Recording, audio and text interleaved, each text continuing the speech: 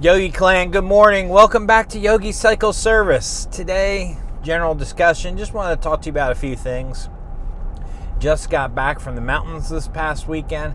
Had an awesome time riding up in Asheville, North Carolina. Got to explore on the motorcycles. Me, Mrs. Yogi, a buddy, and his wife on the bikes all weekend long from Friday to Monday. It was awesome.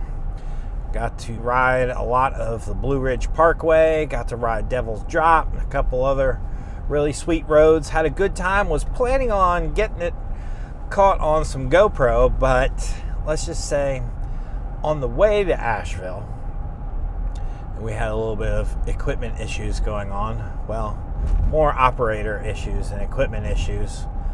I was on Route 40 and I was planning on recording, and I did record on video, and the video turned out fine.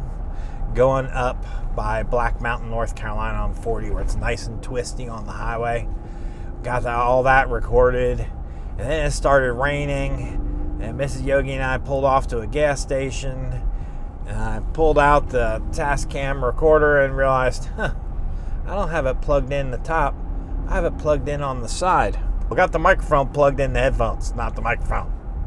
So they've recorded none of the audio. So let's just say after my stupidity of that recording, I thought, well, I could salvage this. We can show some of the ride, and then later on, as we're riding some of these sweet roads, I'll do the audio then. And I was like, you know what? It's a weekend with Mama. Forget recording. Let's just enjoy the weekend with Mama. So that's what I did. But had something happen on the way home that I wanted to talk to you about. Just get your food for thought on what you do and stir up a little conversation. I always hear about, the biker code. In fact, I think there's even a Facebook page called Biker Code. And I've heard about this for, as long as I've been riding motorcycles. And basically, I thought the biker code was kind of no man left behind. So you see somebody broken down on the side of the road, go help them. Me, I think it's more kind of like a karma thing. If I'm going to pull over and stop and help somebody else, then I hope somebody pulls over and stops and helps me. That's kind of my thought. And the other thing that I've heard before too, the universal symbol for I'm broken down, I need help, is when you put your helmet on the road 4 or 5 feet back behind your bike, kind of like a broken down truck driver has those little orange little flags or flares or whatever that they put down before their vehicle on the shoulder. I usually, whenever I see somebody broken down on the side of the road, if I can safely get over, I'll get over to help. Now, I've had it where I've been 3-lane wide highway and I'm all the way in left lane, somebody's broken down on the shoulder and I don't see them till the last second. Man, I'm sorry, bro. I can't pull over. And there have been times where I've gone up to the next exit, turned around, gone back up the highway, gotten off the exit, and then turned around and come back to help somebody, and by the time I get there, they're gone. So I just think if I can safely get over, then I'll get over to help you. Well, yesterday, Mom and I were just putting along, and up ahead I see what looks like a biker on the side of the road. And sure enough, it was. So I slowed it down safely and got off, backed the bike up to him, and it was a fella. Come to find out, I believe he was from Knoxville, Tennessee. He was heading to Kannapolis, North Carolina. His mom was in the hospital. He borrowed his preacher's bike. What he had done is he had pulled over to take a break. Now the guy, when you're going on that long of a ride, in my opinion, you should be prepared for your ride. He was in tennis shoes, shorts, a jacket, and a 3/4 helmet. I was like, bro, why are you riding 4 or 5 hours in shorts? Okay? To each his own, I guess. But the problem was he was sitting on the side of the road. He had just pulled over just in the middle of the road, or not in the middle of the road, but in the middle of the highway. Usually when I take a break, I get off an exit and go to a gas station. This dude was just on the shoulder road, just decided to pull over and take a break, he said. Okay. Seems kind of odd, but whatever. And as soon as I walked up to the bike, I could smell gas. I'm like, bet you he's been trying to start it. This is flooded. It was like a Honda 650, maybe mid-90s, late 90s. That's what it seemed like. I mean, nice looking bike. He just I just don't think it had been ridden very much. And he couldn't get it to start. And when you looked under the bike, there was a puddle of gas sitting under the bike. And as I looked under the bike and watched, there was a fairly steady drip coming out of his overflow, the fuel overflow. And he's like, I don't understand why. He goes, I just filled it up. He goes, I didn't overfill it. It's only like 3/4 full. And it's leaking out on the ground. So I cut the fuel supply off, and it stops. Let it sit for a few minutes. Turn it back on, and then it starts dripping again. And he's trying to fire it off, and it's not firing. I'm like, well, has the bike been sitting? He's like, yeah, I think it has. It's my preacher's bike. I think it's been sitting for a while. I'm like, yeah, I bet you your carb's dirty. I bet you that's what's going on. So we go around to the other side, pull off his air cleaner, and sure enough, there's just fuel flowing out of the carburetor onto the backing plate where the air cleaner is. The fuel is just almost a steady, slow trickle coming out. So we had the air cleaner off. I'm like, all right, go ahead, fire up. He fires it up, and it's just spit fuel out of the carburetor. Every time he hits that throttle, it's just spitting fuel out. I'm like, bro, I think you got a stuck float on there. And it's stuck in the open position, and gas is just pouring out of it. He's like, I don't understand. It was running fine. I'm like, yeah, well, it may be running fine if you're like wide open throttle. I'm like, but if you're not wide open throttle, you're getting flooded. I took a screwdriver and a wrench, and I was tapping on the float bowl, trying to get the float to dislodge from whatever was hanging it up. But on the side of the road like that, I'm trying to get home to my family. He's trying to get up to his mom. I am not going to tear off his backing plate to his air cleaner and then pull the carb out so I can take the float bowl off to clean it out. Ain't nobody got time for that. So we got him fired up. We got him started. And once we realized the bike would start and run, and I tapped on the carb to try to get the float loose, which I don't think we ever successfully did. It's got to have gunk in it from the bike sitting so long. It needs to be cleaned. So I gave him my buddy Dano from South Main Customs, referred him to him, and said, you need to call Dano, take it over. If you can get it to Kannapolis, what we're going to do is we're going to fire up. Once you're started, you just stay on that throttle. I'll put the air cleaner back on, and you go. Go. Don't stop. Don't let it idle. Go. But you will need to stop and get gas at some point in time. You are not going to make it all the way to Kannapolis from here, especially with how much gas I think you've just lost and the size of your tank. I don't think you'll make it to Kannapolis, but good luck, brother. I'll at least get you a whole lot closer, so that maybe family can come get you if need be. We'll get you close. So he fired it up. I put the filter back on, put the cover back on, tightened it down. He hopped on his bike. He's like, thanks, man. And off he went. So we got him started, got him running. But, I would have offered to clean it for him. This week is just a very busy week. I thought, what, just send him over to Dano. I'm sure Dano would do a great job hooking him up. But, point being, we pulled over. We helped out a dude who didn't have any tools. I had the tools to at least get the air cleaner off and clean it out and clean up the mess that he had and try to get that float unstuck. And hopefully, who knows, maybe in the course of riding it a little bit, maybe the float came unstuck by itself. But he needs the carb clean before he tries to ride it back to Tennessee. So, point being, do you stop and help when you see a need for help? Do you have tools on your bike to stop and help if you see a need for help? And usually when you stop and help with cell phones nowadays, people already have help coming.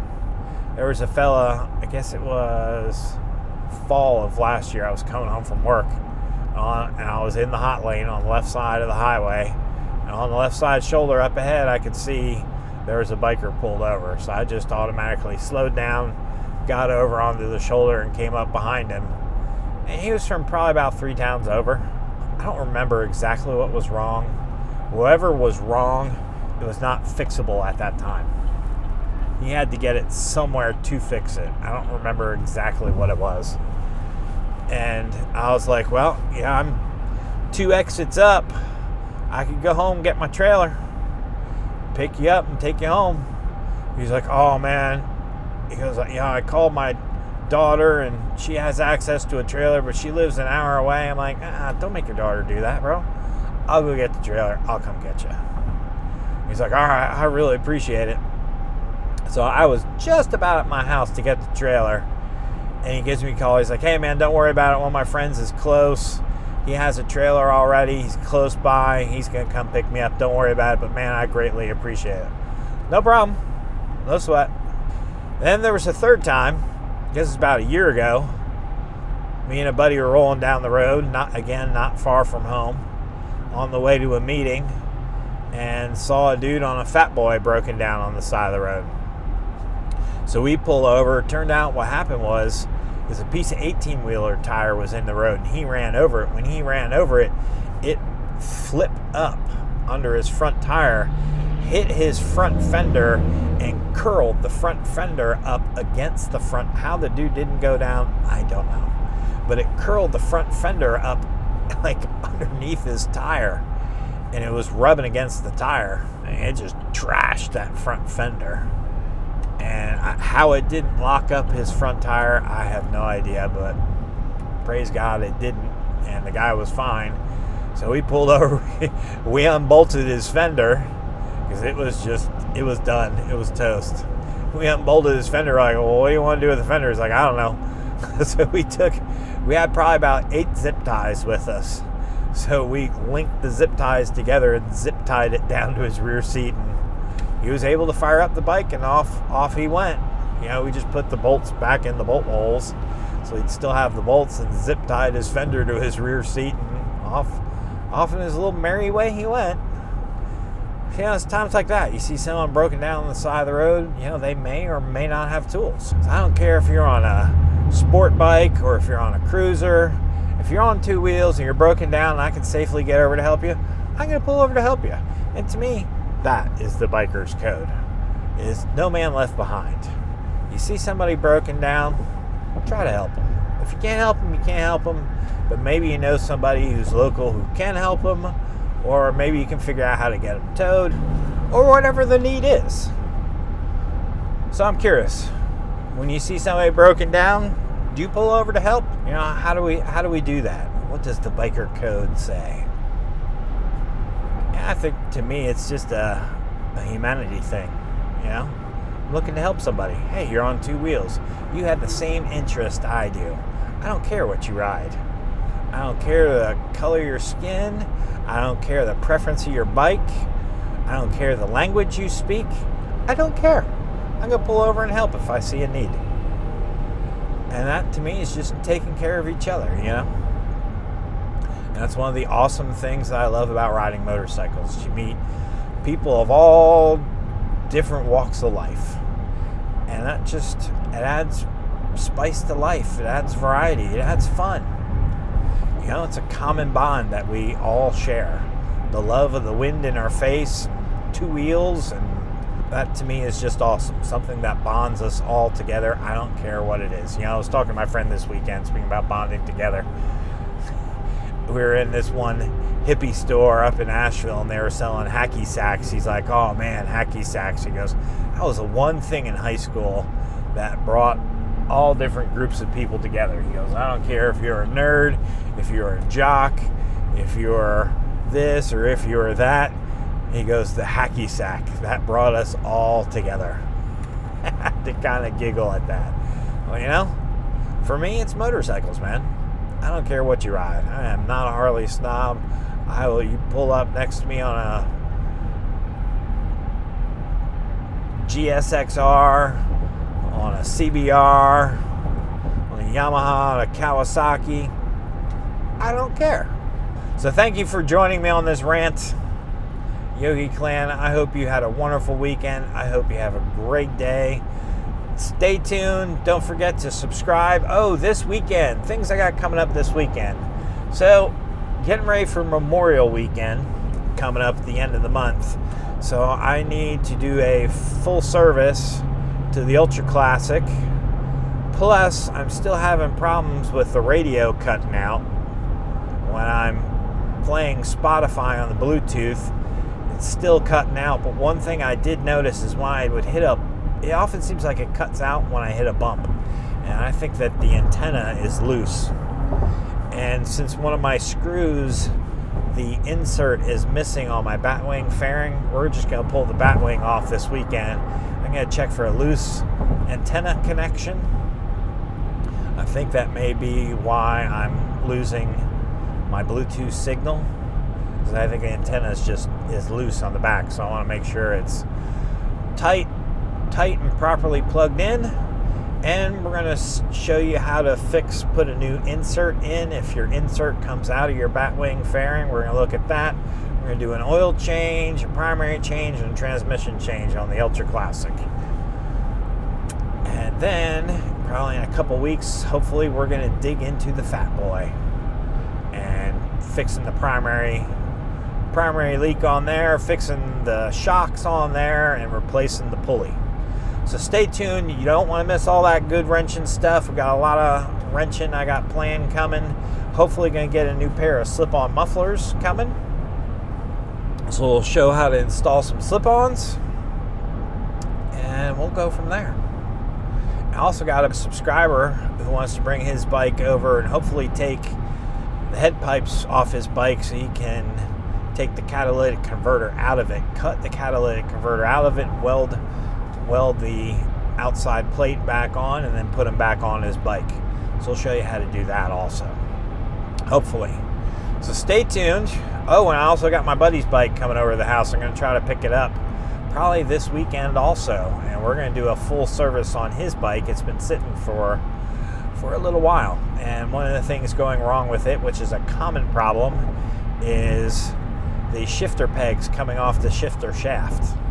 So we're going to fix that, and we're going to do an oil change on his bike and give it a full tune-up. So don't want to miss that. So make sure you're hitting the subscribe button and the notification button, and do me a favor, jam that like button while you're there, because the likes help get me more views and get me recommended. So I thank you for joining us. I hope you have a wonderful day, and we'll catch up with you soon.